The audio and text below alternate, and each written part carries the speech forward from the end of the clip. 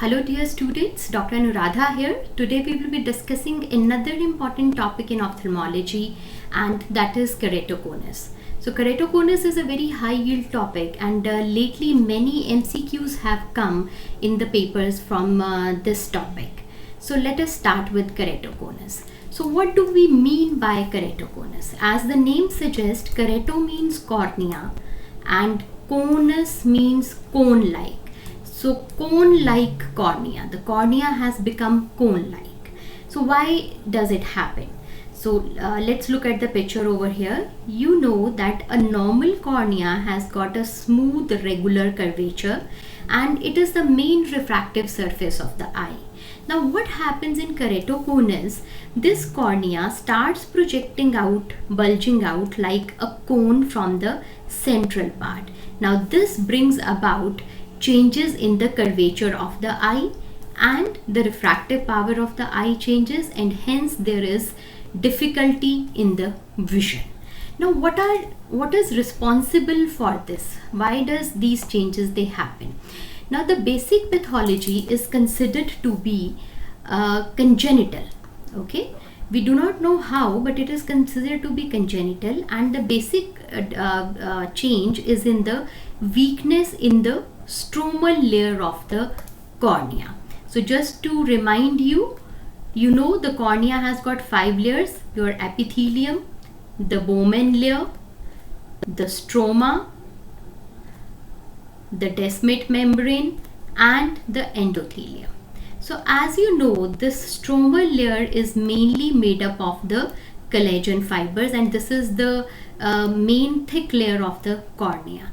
So in keratoconus, there is weakness in the stroma which leads to these changes which are happening here. So let us go through the sequence of the changes which they happen. Now because of this weakness in the stroma, there is cone-like protrusion. The cornea starts bulging out. Because of this bulging out, the curvature of the cornea changes. So there is change in curvature. Because of this irregular change in curvature of the cornea, there is development of irregular astigmatism, because now the cornea does not have the normal shape and eye develops irregular astigmatism. Because of this irregular astigmatism, there is problem in the vision. The patient now cannot see clearly. So here is the stage when the patient presents to us. Now as the disease progresses, cornea becomes more bulged out, there is more and more stromal thinning. The normal thickness of the cornea starts decreasing. This stromal layer starts becoming thinned out. Now when the stromal thinning is happening, there is also scarring in the cornea, because you know in the stroma these collagen fibers are arranged in regular manner, but once the shape of the cornea changes, these do not remain in a regular manner, and there happens scarring in the cornea. Now in the advanced stages, when the scarring is happening, of course there is marked decrease in the vision. So this is how the disease progresses, and this is how the changes in the vision they are presented. Now how does a patient of keratoconus presents to us? Okay, so we have seen that what are the changes which are happening in the cornea, and they are leading to the various symptoms. Now what is the presentation? So though the disease is considered to be congenital, however it presents after puberty. Okay, so you will see a patient who is in his late teens or early 20s. Okay, patient usually presents with a history of frequent change of glasses. Now please note down, this is very characteristic. History of frequent change in glasses in a young patient is highly suggestive of keratoconus. Okay, because the corneal curvature is continuously changes, the refraction of the patient is not stable, and there is frequent change in glasses. This can be this can help you in MCQ. This can be presented in a clinical vignette also. Now disease is mostly bilateral, though it can be asymmetric. Asymmetric means that one eye can be involved more than the other eye. Okay, but the changes are usually bilateral. It can be more in one eye or it can be less in other eye. The disease is progressive in nature, that these changes, they do not happen once only, they progress over the time. The progression can be slow or fast. So if it is slow progression, patient may have only problem with frequent change in glasses. If the progression is very fast, the disease can lead to scarring very rapidly and there can be marked decrease in the vision. The disease usually halts, or the progression itself stabilizes. It stabilizes by 30 to 40 years of age. So whatever changes are to happen usually happen by that age. Okay, so these 2-3 things you must remember if you are presented with a clinical vignette of keratoconus. A young patient in his late teens or 20s with the history of frequent change in glasses showing progression of the disease. Besides this, we must know that there are certain associations which have been found in the cases of keratoconus. So what are these associations? This has been seen to be associated with chronic eye rubbing. This chronic eye rubbing can also happen in the cases of chronic eye allergy. So these cases have been associated with keratoconus. Besides this, certain syndromes like Down syndrome, Turner syndrome, they also have been found to be having association with keratoconus. Okay, so there can be the history of these associated with the keratoconus. Okay, now coming to the important signs in keratoconus. Okay, so this is very important to note because keratoconus characterized by certain important signs and they can form your MCQs. Okay, so what are the characteristic signs in keratoconus? So I have enumerated them. Number 1 is Munson's sign. So Munson's sign is the bulging of the lower lid, conical bulging of the lower lid when patient looks down.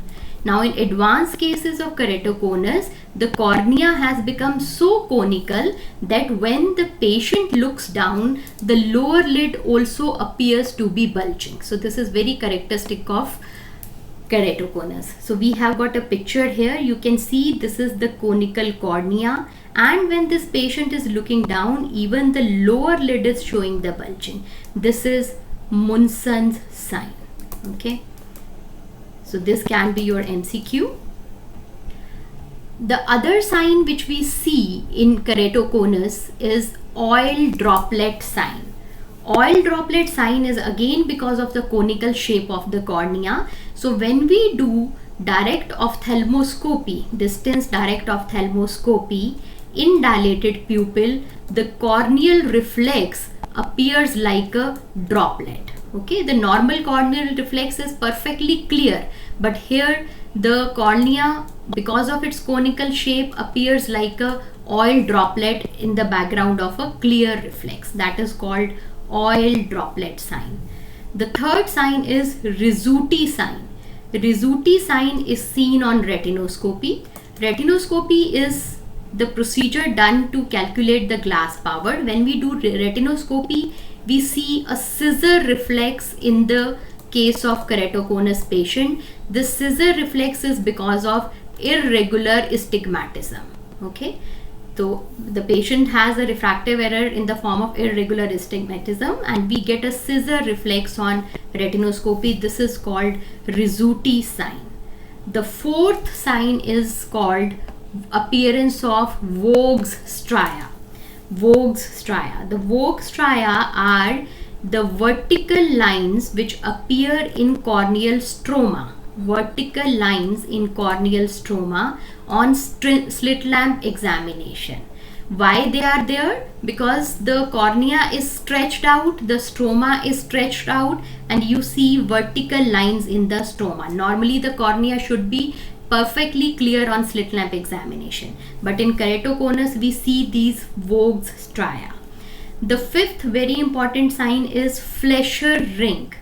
Now this is an iron deposition ring which again is seen at the base of the cone. If we do slit lamp examination, in some patients you can see there is a ring which has formed because of the iron deposition. So it is seen in epithelium or in the Bowman membrane layer. Okay, the Fleischer ring. Okay, so just to enumerate these important signs once more: Munson sign, bulging of lower lid when patient looks down; oil droplet sign, corneal reflex appearing as an oil droplet; Rizzuti sign, a scissor reflex on retinoscopy; Vogt stria, vertical lines seen in stroma; Fleischer ring, an iron deposition ring seen at the base of cornea.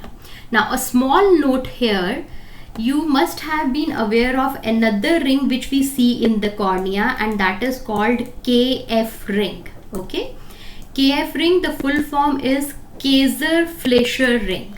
Okay, so here also it is Fleischer, but it is Kayser-Fleischer ring, and this is a totally different ring. It is due to copper deposition, and it is seen in the patients of Wilson's disease. Wilson's disease, the hepatolenticular disease. Okay, so do not confuse this KF ring with Fleischer ring. Okay, Fleischer ring is an iron ring seen in keratoconus. KF ring is the Kayser-Fleischer ring, which is due to copper deposition, and it is seen in Wilson's disease. So these 5 signs you must remember, and you will be able to solve many MCQs based upon this. Another additional finding which we can see in the patient of keratoconus is prominent corneal nerves. Okay, prominent corneal nerves are also seen. Normally the corneal nerves are not visible on slit lamp examination, but when they become prominent, then they can be seen. However, this sign is not exclusive of keratoconus. This is also seen in many other patients. Okay.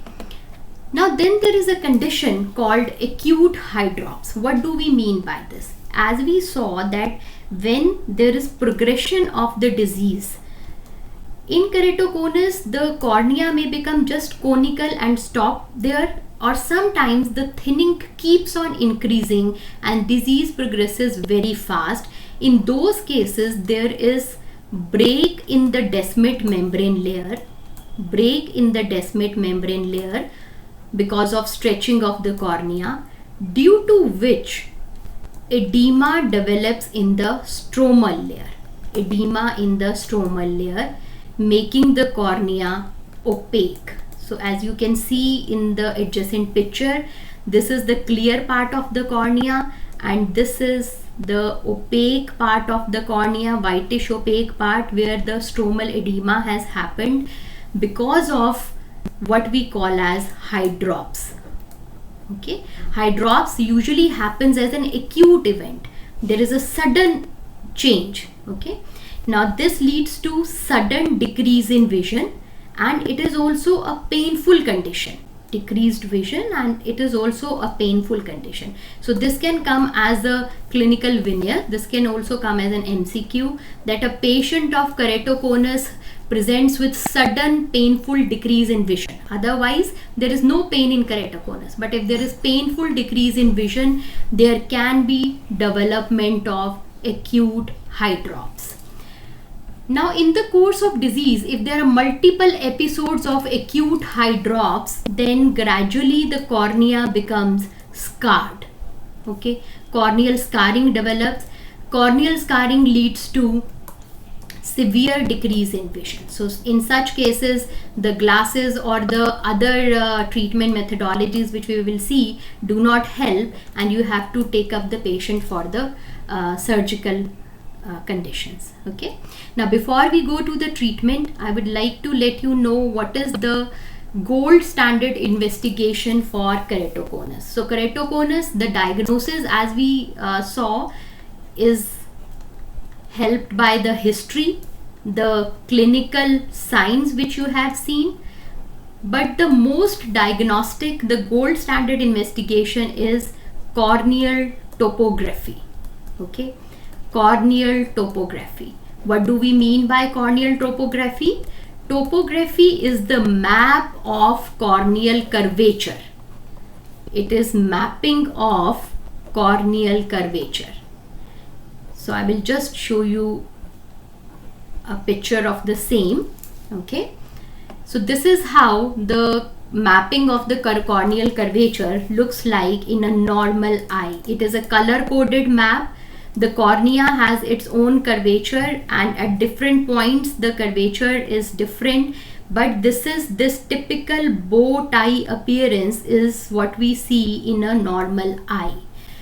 And this is the topography in a case of keratoconus, because in keratoconus there is an localized area where the cornea has protruded like a cone, so there the curvature is increased markedly. So red indicates highly steep curvature. Okay, so corneal topography is, as I told you, is a very sensitive investigation, and not only in the full-blown cases of keratoconus, it can also detect subclinical cases, very mild cases where there are no signs. There also the topography can help us in diagnosing the keratoconus. Now, what are the treatment options? Our patient is having decrease in the vision, he is having problem with his vision, we have to treat the condition. The treatment depends upon the severity of the disease when it presents. When it is mild, the patient can be given refractive correction in the form of contact lenses. Mind, the patient usually is not happy with the glasses. That is why he has to undergo frequent change in glasses, because his refraction is frequently changing. So contact lenses are better option, and the special contact lenses which are given in keratoconus are called RGP, rigid gas permeable lenses. Because soft contact lenses which are used for normal refractive error are not useful here because of the conical contour of the cornea. So you have to give rigid contact lenses, RGP. Other option is scleral contact lenses. They also give a better fit. So these are the type of the lenses which will help in mild cases of keratoconus. Now, if the disease is progressive, the conical progression is increasing, cornea is becoming more and more thin and protruding, then we can take up the patient for what we call as INTACs. INTACs is that we are putting intracorneal ring segments. Okay, intracorneal ring segments. There are ring segments, these kind of rings available. They are made up of PMMA material, the same material which is used in IOLs. So these are put in the stroma. Okay, so you insert them in the stroma and they help to support the stroma and they stabilize the curvature of the cornea. The other treatment option available for progressive cases is what is known as collagen cross-linking. As we discussed at the outset, this is a disease of the corneal stroma in which collagen fibers are being damaged. So to modulate the collagen fibers, we do a procedure called collagen cross-linking. It is also represented as CXL. What we do over here is we apply a dye called riboflavin 5-phosphate to the cornea, and then the eye is exposed to UVA light. So that helps to modulate the stromal collagen and to prevent the progression of the disease. Okay, so in the cases which are not very advanced but are progressive, you can undertake them for collagen cross-linking. So the last option is the penetrating or lamellar keratoplasty. Penetrating or lamellar keratoplasty. Keratoplasty means the corneal transplantation. Now when the disease is very advanced, the cornea has become very thin or very scarred, then the above procedures which we have discussed, they do not help. Then you have to take the patient for keratoplasty. Keratoplasty has got one of the best prognosis among the other indications. The graft acceptance is very good and the graft remains clear for long time. So it is one of the indications, keratoconus is one of the indications of keratoplasty which has got a very good prognosis. Okay, so that can also be your MCQ.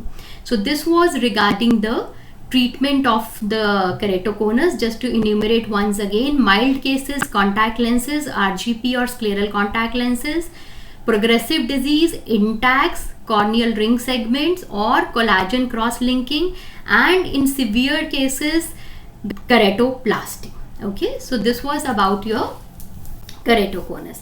Just a small note before we go to the MCQs, there are two similar conditions which come in the differential diagnosis of keratoconus. One is, you must have heard the term keratoglobus.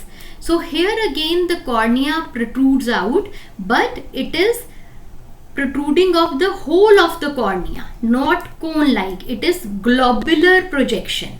The whole of the cornea protrudes. Like in keratoconus it is like cone, but here the bulging is of the of the whole of the cornea, and it usually presents at the birth itself. Okay, then another condition, you must be aware of the name, pellucid marginal degeneration.